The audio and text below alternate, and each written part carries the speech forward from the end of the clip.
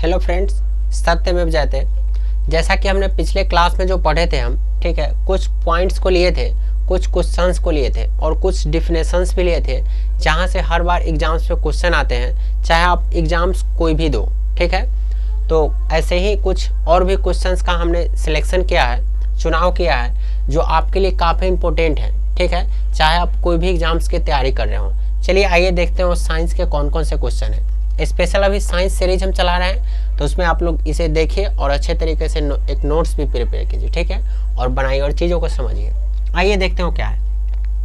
आज हम पढ़ने वाले हैं 1 न्यूटन बल, मतलब 1 न्यूटन का फोर्स। किसका? 1 न्यूटन का आज हम फोर्स पढ़ने वाले हैं। तो आइए देखते हैं ये क्या होता है। कहता है वह बल जो 1 kg द्रव्यमान की वस्तु में 1 मीटर प्रति सेकेंड स्क्वायर का त्वरण उत्पन्न करता है, उसे 1 न्यूटन का बल कहा जाता है। जैसे समझिएगा, जैसे देखिए ये m मास का कोई बॉडी है, ये m मास का कोई क्या है, बॉडी है। अब इसमें क्या होगा, क्या बोल रहा है, वह बल, मतलब इसमें कोई ना कोई फोर्स काम करेगा, कोई ना कोई क्या काम करेगा, फोर्स काम करेगा। तो कहता है वह बल जो 1 kg द्रव्यमान की वस्तु, ये m द्रव्यमान का जो वस्तु है ये कितना है, 1 kg का है। कितना kg का है, 1 kg का है। तो 1 kg द्रव्यमान की वस्तु में 1 मीटर प्रति सेकेंड का त्वरण उत्पन्न करता है। जब कोई फोर्स इस पे काम करेगा तो इस पे कितना त्वरण उत्पन्न होगा, ये 1 न्यूटन का बल है, तो कितना, 1 kg द्रव्यमान का ये क्या है, कोई ना कोई वस्तु है, तो इसमें कितना 1 मीटर प्रति सेकेंड स्क्वायर का ही त्वरण उत्पन्न होगा। तो उसी को हम क्या कहते हैं, 1 न्यूटन बल कहते हैं। क्या कहते हैं, 1 न्यूटन बल कहते हैं। मतलब ये हुआ अगर हम कोई वस्तु पे, अगर हम 1 kg द्रव्यमान वाली वस्तु पे अगर हम बल लगाते हैं, फोर्स लगाते हैं, तो उसमें कितना त्वरण उत्पन्न होगा, 1 मीटर प्रति सेकेंड की त्वरण उत्पन्न होता है। तो उसे ही हम क्या कहते हैं, 1 न्यूटन का बल कहा जाता है। तो 1 न्यूटन का बल किसे कहेंगे, तो कहेंगे 1 kg द्रव्यमान की वस्तु को, 1 kg द्रव्यमान की वस्तु को कितना त्वरण उत्पन्न, कोई अगर फोर्स लगता है तो कितना त्वरण उत्पन्न होता है, 1 kg द्रव्यमान की वस्तु में जब फोर्स लगाया जाता है या बल लगाया जाता है तो कितना त्वरण उत्पन्न होता है, 1 मीटर प्रति सेकेंड स्क्वायर की त्वरण उत्पन्न होता है। उसी को हम क्या कहते हैं, 1 न्यूटन का बल कहते हैं, मतलब 1 न्यूटन का बल कहते हैं। तो 1 न्यूटन बराबर क्या होता है, तो 1 kg मीटर प्रति सेकेंड स्क्वायर होगा।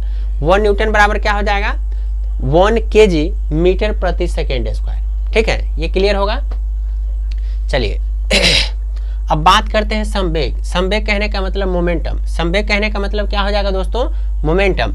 तो मोमेंटम क्या है, तो बोलेंगे किसी वस्तु के द्रव्यमान और इसके वेग के गुणनफल को, क्या बोलेंगे, किसी वस्तु के द्रव्यमान और वेग के गुणनफल को संवेग कहा जाता है। क्या कहा जाता है, संवेग कहा जाता है।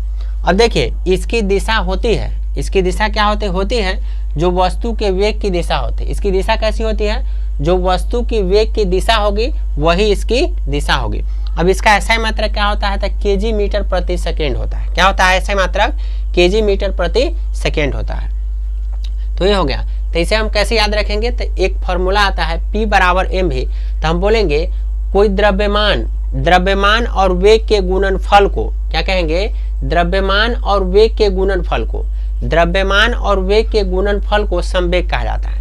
द्रव्यमान और वेग के गुणनफल को संवेग कहा जाता है। क्या कहा जाता है, द्रव्यमान और वेग के गुणनफल को संवेग कहेंगे। क्या कहेंगे, संवेग कहेंगे। इसका ऐसा ही मात्रक क्या होता है, तो kg मीटर प्रति सेकेंड होता है। इसका ऐसा मात्रक kg मीटर प्रति सेकेंड होता है।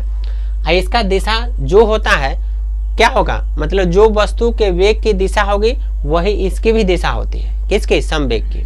तो ये क्लियर होगा। चलिए अब जानते हैं संवेग संरक्षण के सिद्धांत। क्या जानते हैं, संवेग संरक्षण के सिद्धांत। कहेंगे law of conservation of momentum. क्या कहेंगे, law of conservation of momentum. तो देखिएगा, कहता है न्यूटन के द्वितीय गति नियम के अनुसार यदि वस्तु पर बाह्य बल आरोपित न हो तो उसके संवेग में कोई परिवर्तन नहीं होगा, अर्थात संवेग क्या होगा, नियत रहेगा। मतलब यह हुआ। दूसरा भी देख लेंगे, वस्तुओं के निकाय पर यदि बाह्य बल आरोपित न हो तो उस पर निकाय का कुल संवेग संरक्षित होता है। इसे संवेग संरक्षण के सिद्धांत भी कहा जाता है। एक और बोले हैं, यदि किसी पिंड के टकराने के पूर्व तथा टकराने के बाद कुल संवेग क्या रहता है, नियत रहता है, अर्थात कुल संवेग संरक्षित रहता है। इसका कहने का मतलब ये हुआ जैसे देखिए ये क्या है, एम मास का कोई ना कोई बॉडी है, यहाँ भी एम मास का कोई ना कोई बॉडी है, ठीक है। ये दोनों क्या है, एक पाथ पे क्या है रखा हुआ है, मतलब एक ग्राउंड पे रखा हुआ है।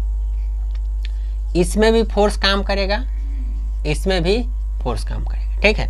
तो ये दोनों क्या होगा, एक दूसरे से टक्कर खाने से पहले और टक्कर खाने के बाद क्या होगा, टक्कर खाने से पहले और टक्कर खाने के बाद इसका कुल संवेग जो होता है वो क्या होता है, नियत रहता है, मतलब संरक्षित रहता है। तो इसे हम क्या कहते हैं, लॉ ऑफ कंजर्वेशन ऑफ संरक्षण। इस कहने का मतलब ये हुआ, अगर कोई बॉडी पे, अगर कोई एम मास की द्रव्यमान पे कोई बाह्य बल आरोपित नहीं होगा, मतलब बाह्य बल आरोपित कहने का मतलब बाह्य बल नहीं लगाया जाएगा, ठीक है, तो उसका कुल संवेग क्या रहता है, नियत रहता है, मतलब जैसा रहेगा वैसा ही होगा, ठीक है। तो इसी को क्या कहते हैं, law of conservation of momentum कहते हैं, मतलब संवेग संरक्षण के सिद्धांत कहते हैं। एक बार फिर से समझाते हैं, समझिए। यदि कोई वस्तु पर बाह्य बल आरोपित नहीं होगा, मतलब बाह्य बल नहीं लगाया जाएगा, यदि कोई वस्तु पर बाह्य बल नहीं लगाया जाएगा, ठीक है, तो उसका कुल संवेग संरक्षित रहता है, मतलब नियत रहता है, मतलब उसको टकराने से पहले या टकराने के बाद क्या होता है, उसका कुल संवेग संरक्षित रहता है, मतलब उसमें कोई ह्रास या बढ़ घट नहीं होता है। तो उसी को हम संवेग संरक्षण के सिद्धांत कहते हैं। जैसे ये कोई बॉडी है जो मार्कर आपको दिखा रहे हैं हम, ठीक है, तो ये मार्कर लिखने से पहले और लिखने के बाद लिखने से पहले क्या होता है, इसमें कुल संवेग क्या है, संरक्षित है, मतलब इसे खर्च नहीं हो रहा है। और जब लिख देंगे तो इसमें क्या होगा, संरक्षित रहेगा, क्या इसका संवेग संरक्षित होगा, मतलब इसका इंक न खत्म होगा, ये पूरा होल बॉडी खत्म नहीं होगा, ठीक है। तो उम्मीद करते हैं आपको समझ में आ रहा होगा, और अच्छे से समझ में आ रहा है तो आप क्या कीजिए, कॉपी और पेन उठा करके एक अच्छे तरीके का नोट्स भी बनाइए और इसे बेहतर तरीके से समझिए। चलिए, अगर समझ में आ रहा है तो चैनल को सब्सक्राइब कीजिएगा, ठीक है, और अधिक से अधिक शेयर कीजिए ताकि अधिक से अधिक बच्चे इसका बेनिफिट उठा सके, लाभ उठा सके। चलिए, थैंक यू।